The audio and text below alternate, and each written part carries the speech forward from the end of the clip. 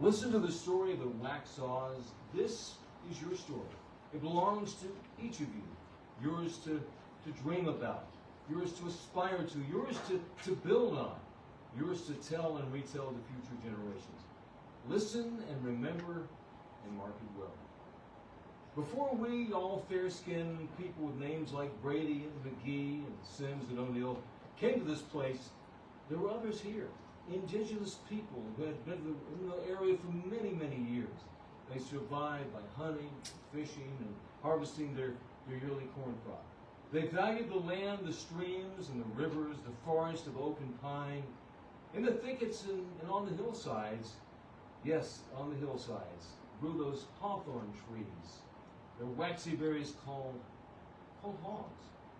These waxy haws gave those natives their tribal name, the Waxhaws. Children, all of us are children in our own way. You could still find arrowheads to this day along the creek banks and out in the fields. And when you do, if you ever happen to do that, remember those who lived here. Remember them, for it's from them that your home had its name. Many of us came to this country from Ireland, the Emerald Isle, Hibernia, Old Side, beloved country of natural beauty, from mountains and rolling hills to rivers and lakes and those beautiful pristine beaches, and green, lush green as far as the eye could see. Unfortunately, the breathtaking beauty could not overcome the misfortunes of life in those times here, the lack of political power, the mistreatment by the English, and the religious conflicts and the economic conditions. In 1765, two men, John O'Brien and Paul O'Connell, two laborers, sick of the hard times they had living in Northern Ireland, they traveled from Belfast to Carrickfergus to hear Hugh Jackson speak of life in America. And how much farther is Carrickfergus and this Hugh Jackson lately from America? This Belfast mud makes my legs too heavy to continue without a rest. Ah, now, impatient you are. The village is within sight. Hugh Jackson and the others will be waiting for us. Hugh Jackson. To think, a noble Irishman, a true son of the Holy Isle, serves in the English army. Huh. It would take an Irishman, it would, to get all of America and present it as a gift to that tyrant propped on the English throne. Ah, it is a bad time, it is. Keep thy tongue still, old man. Hugh Jackson's planned for us to travel to Carolina are just a few away. Lucky you are I included you. Right you are. My Irish tongue and temper both explode when I think on my condition. Aye, we both have troubles, and to cross the ocean to Carolina is our only hope. We must make haste. A grog of ale awaits us. I would exchange that grog of ale for a bit of hope. O'Brien and O'Connell arrived at an Irish cottage. Many have gathered there to hear the tales that he has. Hugh Jackson greets them. Somebody fetch the ale. Ulstermen, come welcome John and his friend. It was a weary road, and it's glad we are to be here. Ah, Andrew Jackson, is it really you? And Elizabeth? Time has run away with us since young we were. 'Tis good it is to see you, and if you tell me you too will be going to Carolina, the Lord has prospered me with luck. I cannot see another year here when my Betty and the little ones suffer. It is to the Waxhaws I am bound. Hugh says the land is there, bigger than a man can dream about. I have been gone these many months, but my heart has run before me to tell all of you of my dream. I'm not blessed with the gift of words, but treasures there are in Carolina, beyond the richest blessings of God. Listen, the Waxhaws is a virtual garden, such a pleasant land, and it is free, and liberty reigns everywhere. The land is not unlike our own. Crops can be grown with such ease and little care. Vast forests abound, filled with game to load our tables. This garden of Waxhaws, where is it? As I have said, in the province of Carolina.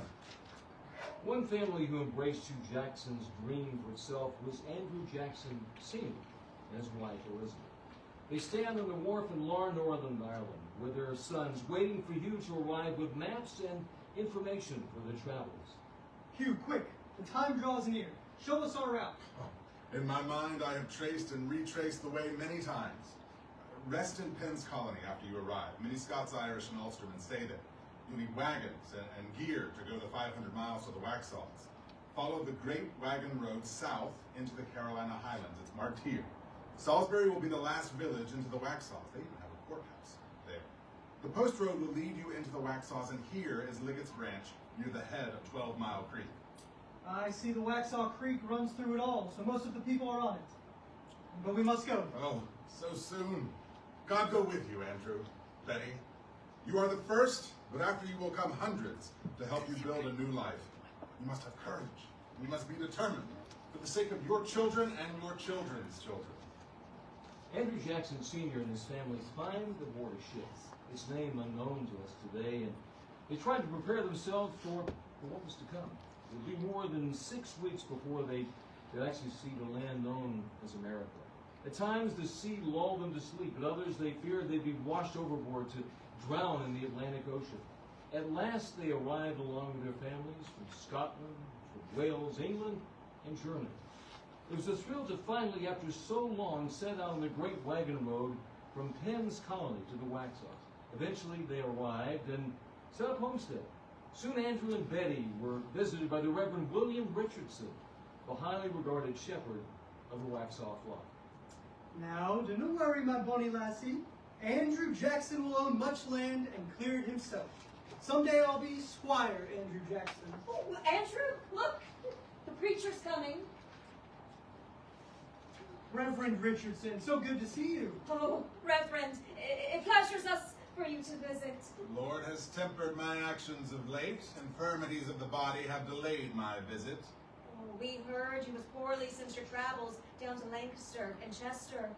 I'm glad you're better. I met Nancy, Mrs. Richardson, your wife. At a quilting bee, I suppose. Aye, at Leslie's home. Andrew, pour the Reverend a drink.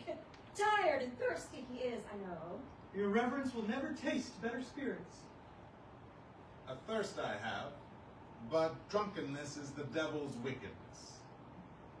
I brought these Bibles for your boys, Mrs. Jackson. As you know, children are the gift of God, and your duty is to save their souls from the vanities and wickedness of the world. Come Sabbath next, I trust I will see you both at the meeting house. The Lord requires full service from us all, then he will reward us. Let us ask his blessings. Our God, our buckler and our shield, look down on us mortal men on earth and protect us from all evil. We acknowledge our many sins before thee and ask for thy mercy. For we know that thou art the all-powerful God who holds us sinners over the fires of hell, and that we ourselves can do nothing to prevent our everlasting damnation. Look down on us in this wilderness and keep us from turning to ungodly ways. Frivolity is a device of the devil. We are not put on earth to be happy, but to serve God, and help especially those sinners prone to indulge in the spirits of the earth, that the Holy Spirit can quench the fires of hell. The spirits of drink, no matter how cold or how bountiful, cannot get out the fires of hell in which unrepentant sinners burn. Amen.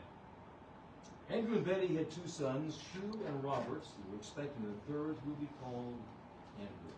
Sadly, before the child could be born, his father died in an accident while clearing land. On the way to the cemetery for his burial, something really unexpected happened. It was February 1767. 2 men, James Fenley and Thomas Hood, searched in the weeds along a muddy road. Listen and remember. I'll be around here somewhere. Oh, we've come a pretty smart piece, almost back to the Crawford house. Let's just rest a bit. Hey, have we crossed this creek before? No. Don't you sit down. We gotta keep looking. It's too dark up ahead. Now, you go first. You were the closest friend Andrew had. If you find his body, you won't be scared to touch it, will you? Me? Scared of Andrew? No. I'm just shaking because it's so cold. It's your fault we lost him off the sled. You're a pallbearer too, you know. Yeah, but since you're an elder in the church, you ought to have kept the others in line. There weren't no need to stop at that Crawford place. That brandy was my undoing. You was the only one I had to lead out to the road. But you didn't know the others warmed their innards with rye at the last branch we passed. Reverend Richardson's right. Drunkenness is the devil's wickedness. My flesh fair crawls when I think about his sermon on Sunday meeting. I'll bet you he'll pay you an extra visit. You're an elder. He'll want to cleanse your soul. I bet you he'll make you smell the brimstone and hellfire. I could now if I hadn't had that last drink. Poor Jackson. He would not have liked us losing his body off the sled. Oh, I don't think he would have minded so much. He played many a trick on us. Don't be disrespectful to the dead. I wonder if he's as cold as we are. Well, if he's warm, he's in the wrong place. Well, now, which way will we go? We need that Indian guy. He can smell a trail. He can find anything. That old man can trace a butterfly through a blizzard. It's all my fault. It's all my fault. The wait last night was too much for me. Drunkenness is the devil's wickedness. And the Lord will exact the penalty on my soul. We must have courage and strength to do our duty by Andrew. When we find him, are you going to touch us? All by yourself. 'Cause I ain't. Well, strength and courage and duty. The Reverend and the others are waiting at the meeting house. They've dug his grave. Well, there's Andrew. Did you hear that noise? Oh, that was no sound. It's just the devil's drum. Oh. That was Andrew's voice calling. I ain't scared though. I got religion. And since last night I've had this warm feeling in my energy. I don't hate nobody. I ain't scared. Well, religion or not, that was Andrew's voice. The Lord's done put a curse on us because he done lost Andrew's body. Somewhere in this place. I ain't scared. I don't hate nobody. I ain't scared. I don't hate nobody.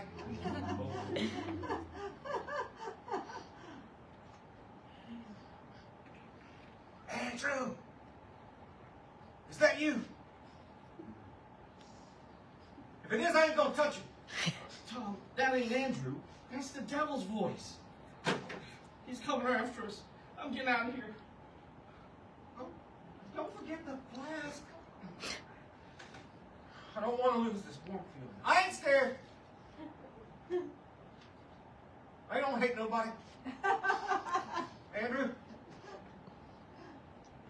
Devil.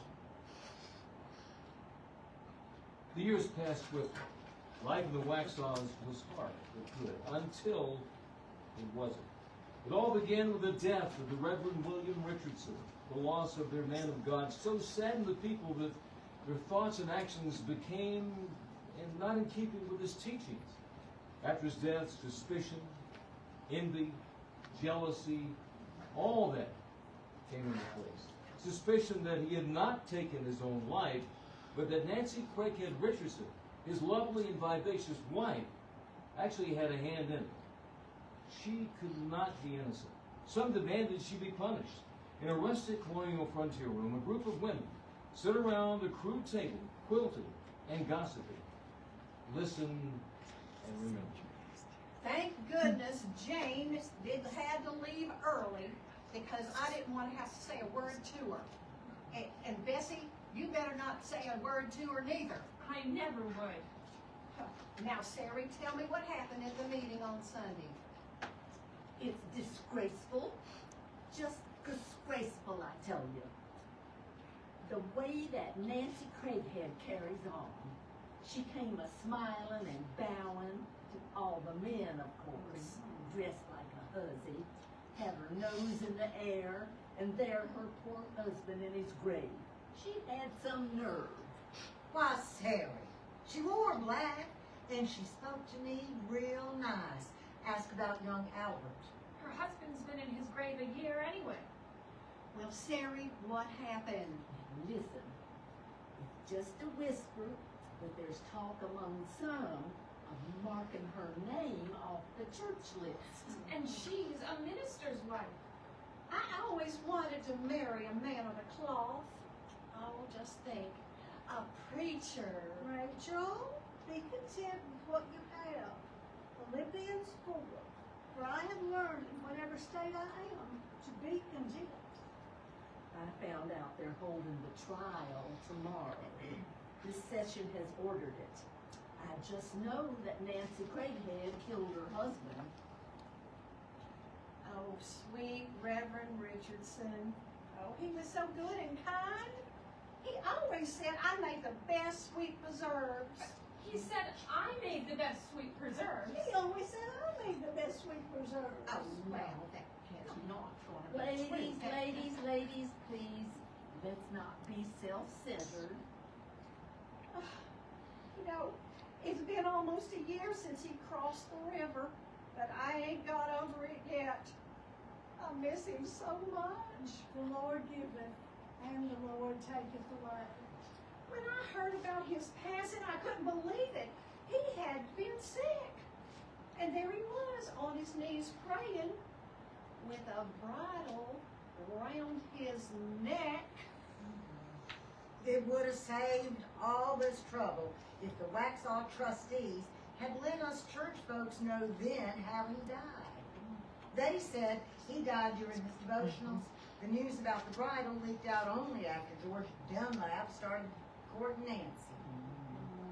I heard that Nancy sent all the servants to the fields, and no one was there that day but Nancy and her own brother. You know how her high and mighty family visited her. Remember? They didn't call a coroner, but buried him the next day. Tried to keep it quiet. Why, the very week his tombstone was brought up from Charlestown, she up and married George Dunlap. I say she'd been seeing him before the Reverend's death. On the slide. That is just talk, Sarah. She looked after his grave real nice. Got a big monument with Richardson's coat of arms and 17 lines to tell all the good things he did. She's so pretty and gay, all the men just naturally take to her. She waited almost a year to marry George. Nate Crawford said yesterday no man could kill himself that way with a bridle around his neck. He says that it was just there to make it look like it was a suicide. My cousin Tim is an elder, and he said Nancy broke down with grief at the grave. That was put on. You know what they say. Nancy is a flirt. Why, she disgraced herself at Andy Jackson's funeral. I can't understand why Elizabeth Jackson's so true to her. Now, I like Elizabeth, but I just can't have anything to do with her when she keeps company with that woman. A good name is to be chosen rather than great riches, and favor is better than silver or gold. Proverbs 22:1. She just pretended to comfort Betty when Andy Jackson died. Some goings on when our own elders can't hold a proper funeral for a fine man like Andy Jackson. A disgrace not to get his body to his grave in a dignified fashion. Instead, they lost it on the Waxhaw Creek bank. Poor Andrew deserved more respect. The Reverend Richardson waited so long at the graveyard. He praised pretty funerals. It wasn't fair to him to start the prayer and then find out that Andy's body wasn't on the sled. It was embarrassing to him. Now, Rachel, it was cold and snowy. They had 15 miles to go over those muddy roads, and it took them to most dark. Everybody was so numb with cold, they didn't even notice when Andrew's body fell off the sled. And no wonder they didn't notice. They stopped at the Crawfords, and every house on the post road had refreshments at every one. Refreshments? Just plain liquor, if you ask me. Well, I heard Nancy Craighead Richardson had her fill, and all the time making eyes at George Dunlap. Drink no longer water, but use a little wine for the stomach's sake and thine own infirmities. Timothy 5:23. I wish I had a new calico or black to wear to the funeral tomorrow. Everybody will be at the church for Nancy's trial. Well, I don't think I'll go. It's evil. It's not right to disturb man's death sleep, dig him up. It's been a year since he died. There won't be nothing but a skeleton. Ruth, it's a fair trial. My folks used it in the old country. The elders will preside. Hope they'll be sober this time. They'll open the grave. They'll direct Miss Nancy to touch her husband's skull with her forefinger. And if her finger bleeds, she's guilty. If it don't, she's innocent. It's fair, and what's more, it's dignified. I can't wait to see the look on everybody's face when her finger bleeds and they can see she's guilty. Guilty as sin. Judge not, lest you be judged. Matthew 7:1. The punishment was determined. The Scottish custom of trial by touch. Nancy was afraid and turned to her friend Elizabeth Jackson for advice and comfort. I'll say some scripture to you, Nancy, if you want me to. Just your being here with me is comfort enough, Elizabeth. I know you've been left out of all the quilting bees lately because they know you're my friend. If Jeanette and the Crawford youngins hadn't kept me so busy, I'd been over sooner. You with 3 boys of your own. How is Andy? Nancy, what will I ever do with him? He is a sight. I've covered my mother's Bible for him to use. I do so pray my Andrew will become a man of the cloth. A man of the cloth? A preacher? No, Elizabeth, not like the one I married. You know what I mean, Nancy. God knows our lives are full of trouble. We need people who can read the Word and comfort us in miseries. My heart broke when Andrew hurt himself and died. I know, Elizabeth. I felt so sorry and shocked when I found Reverend Richardson dead. I don't know why, but I never could call him William. Elizabeth, how can they think I killed him? Seems like only yesterday I was his bride. I guess I shouldn't have married a preacher. Ma said I was wild, but Pa always took up for me. He said a pretty girl like me had a right to be gay. Heaven knows I admire you for it. There's too little laughter in this cruel world. Reverend Richardson never approved. He thought if I smiled it was a sin. He'd give me a strict lecture about sins of the flesh and then lock himself in his library to, as he put it, pray for my soul. He was brilliant, so nice and polite to everybody else. Me, I never knew what he was thinking. I just knew whatever I did, he disapproved. Don't blame yourself, Nancy. A man is different in his home. Don't show the same face to outsiders. You should have seen the face he showed me when I got to the cemetery. Oof. It was so cold, bundled up in those wagons. And from 12 Mile Creek to the church was a long way. It snowed so hard, we had to stop at 4 homes. That's the first time I met George Dunlap, and the first time I ever tasted spirits. Liquor. The Irish always serve spirits at wakes. Reverend Richardson didn't approve. He was reared in London. They drink tea there. In that kind of weather, you need something to warm you up better than tea. That trip was my downfall. Oh. Well, at the McKinney's, they served me something to warm the blood. It was peach brandy. At the Crawfords, they served me something to calm my nerves, and it was peach brandy. At McGilwain's, they served me something to whet the appetite. And yes, peach brandy. I scarcely remember the ride to the cemetery. Nancy, what is it? I'll never forget coming home from the quilting party. Mr. Boyd drove up the lane at the same time. I was sure the Reverend was in his library, so I told Mr. Boyd to go on in. There he was on his knees, praying, I thought, but then I saw the bridle twisted around his neck and that awful blankness in his eyes. Don't think about that, Nancy. I called the elders. They were the ones who decided to tell the congregation he died during his devotionals. And Everyone knows it's a sin to take your own life. How could he do such a thing? Was it because of me? Elizabeth, how can I face tomorrow? I'm so afraid. George will be there with all the Dunlaps to protect you and your kid as well. You'll find strength. Do you want I should say some scripture to you now? The Lord's words will comfort you. I can't bear to think about it. To be forced to touch his forehead, his skull, and suppose my finger bleeds. How on earth will I bear it? The Lord will give you strength. Let me say one of the Psalms to you. You know, Elizabeth, I'd rather have a dram of peach brandy. But I'm afraid I might cut my finger on the glass and then there'll already be blood on it tomorrow. You pour it for me, Elizabeth. It was a dark and cold night. The moon was a sliver offering little light. On the ground, freshly removed from its grave, is an open coffin. Crude, makeshift, terrifying. Around the grave stand the townspeople, waiting, wondering, some hoping. The light from a torch breaks the darkness, and Nancy Craighead Richardson, leaning on her husband and with Elizabeth Jackson by her side, is led to the coffin. She kneels, with eyes closed in fear of what she might see.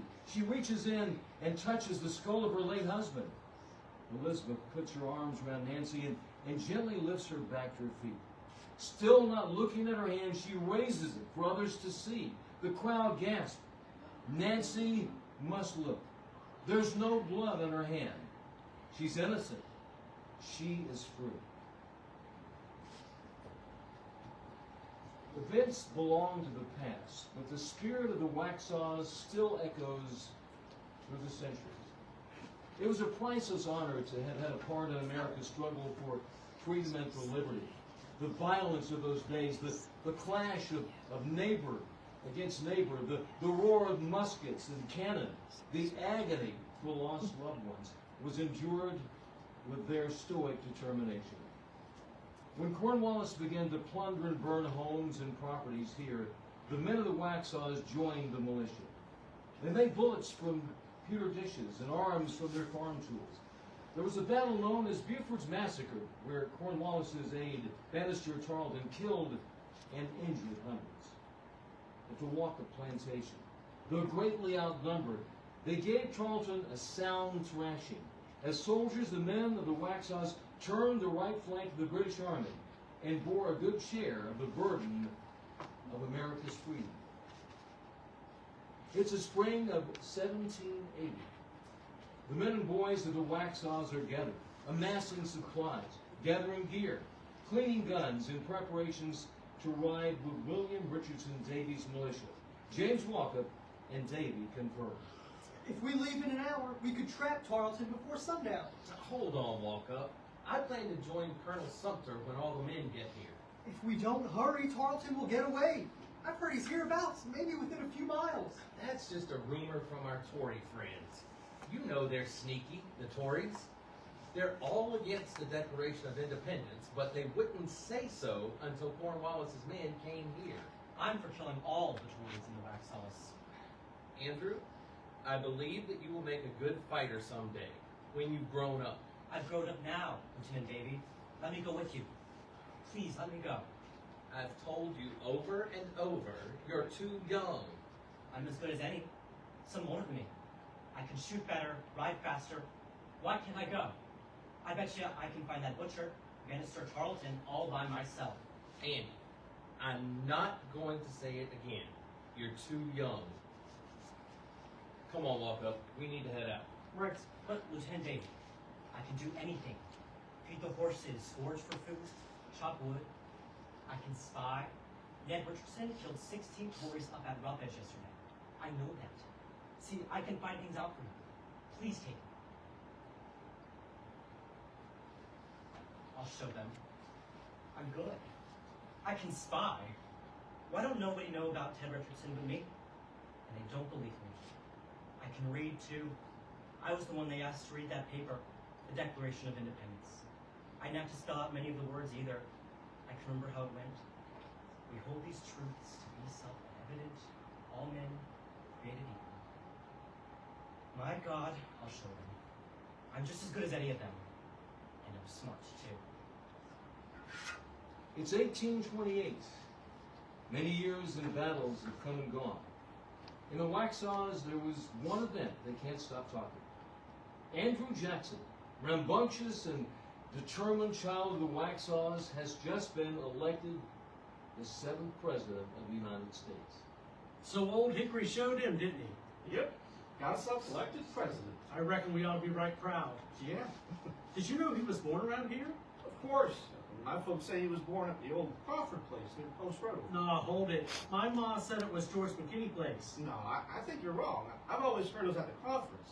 Everybody around here says so. No, there's no way to know. People are going to be arguing about this 200 years from now. Andy was a real character, wasn't he? Wonder what kind of president he'll make. Remember when he was running for president and come through the Carolinas? Made a speech, I can still hear it. Felt like he was talking right to the folks in Waxhaw.